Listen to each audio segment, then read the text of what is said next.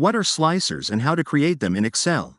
Want to quickly filter your Excel data with just a click? Meet Excel slicers. Slicers make filtering pivot tables and tables super easy and visual. Instead of using drop-down filters, slicers give you buttons to filter data instantly.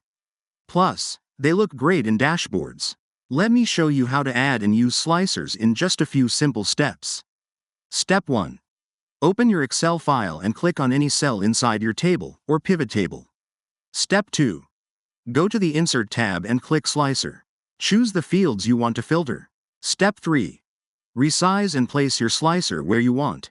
Click any button to instantly filter your data. Bonus tip. Use the slicer styles to customize the look and make it match your dashboard.